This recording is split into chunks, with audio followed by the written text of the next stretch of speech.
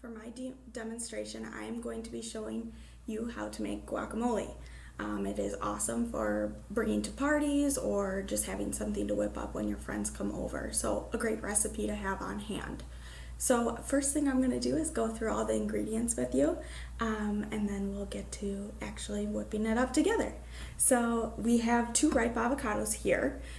We also have an onion, which we will not be using the whole thing. We've got a small tomato.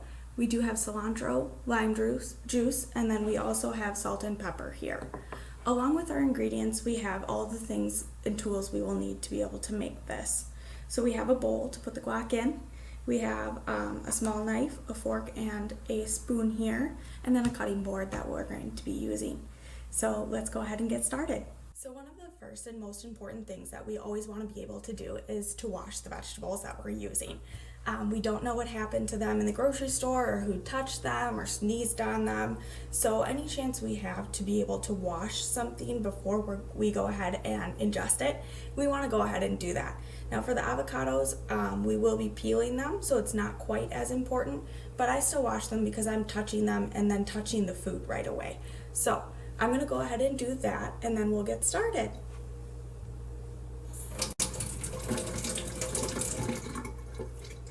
Okay, now we are ready to move on to the first step of cutting up the avocados. So the first step that we're going to be taking as far as working with the products we have in front of us are going to be cutting and mashing the avocados. So there is no specific right way or wrong way to do this, but let me just show you how I do it. So I do go ahead and start right at the top here and just make a line all the way around, cutting as I go, and then twist, and your avocado should come right apart. So we are going to go ahead and cut both of these guys up, and then we're going to take that seed out of the middle. Perfect. So we're just going to pull these out and set them to the side because we do not have any use for those. We'll go ahead and do that. Alright, so the next thing we're going to do is we're going to take our avocados and we're just going to do some regular grid lines here just to get them into nice squares that we can easily mash up. And then we're going to put them right in this bowl here that I've got, and we'll mash them up with a fork. So this really is the base for the guacamole. Everything else that we do is simply add-ins that we're using. So the recipe can be changed to your liking as you go through it. So we're going to take the spoon here. We're going to scoop the avocado right out into the bowl. Awesome. Okay, so then we are going to go ahead and take our fork here, and what we do is we simply go ahead, and it doesn't have to be anything crazy, but just go ahead and mash it up like this here, just so that we have a nice strong base and it becomes more of a dip consistency than really like different pieces of avocado.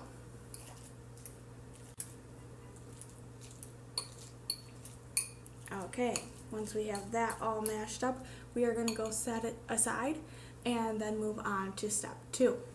So the second thing that we always want to do is make sure that we've got the proportions right. So as we do 2 avocados, we're going to do 1 small red tomato, Roma tomato, and then we're going to do just 2 tablespoons of diced onion here. So that's the next thing we're going to go ahead and do. So with tomatoes, I go ahead and cut it right down the middle. It gives me a good opportunity to do this. Just cut off the end here for that guy, and you can cut off the end for the other side if you'd like. So then from here, we're just going to go ahead and do those grid lines and dice up the tomato. And once we have those diced, the next thing we're going to do is we're just going to throw them on the top of the guacamole for now, and not worry about mixing it in quite yet until we have all the other ingredients done and ready for that. And as you'll see, I don't need to really worry about the cutting board getting messy. It's all going to be mixed together, so it's totally fine if it's a little bit messy. So with the onion, I am just going to cut off just one side of this and dice this up as well to be able to go ahead and add.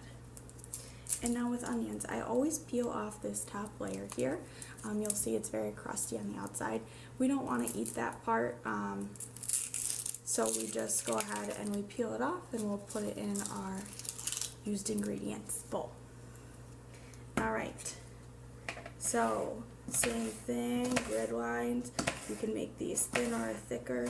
I personally prefer the dice to be a little bit chunkier, so I always leave it nice and thick here.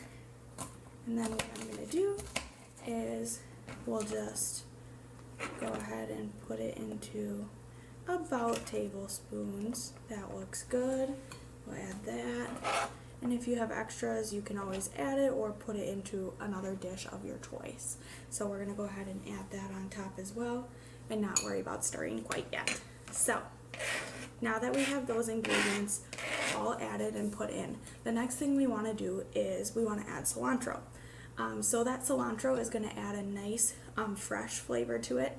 This cilantro is actually something that I have grown, so I'm really excited to be able to use it. It's always nice when you have ingredients that you really, really appreciate and have available to use. So I'm going to go ahead and just cut this up just so that that flavor starts going through.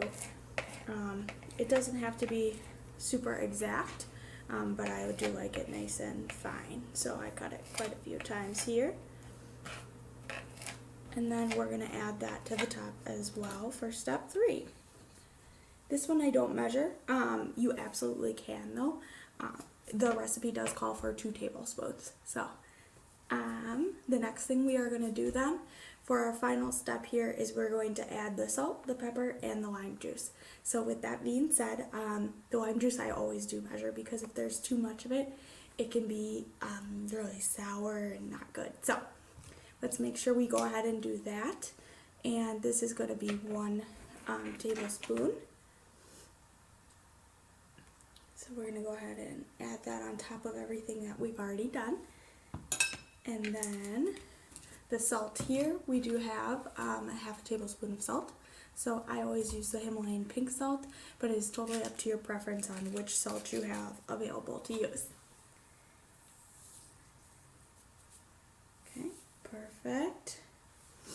And then it does call for just a dash of pepper. So I'm just going to literally just 1 dash. And then I'm going to go ahead and set this aside.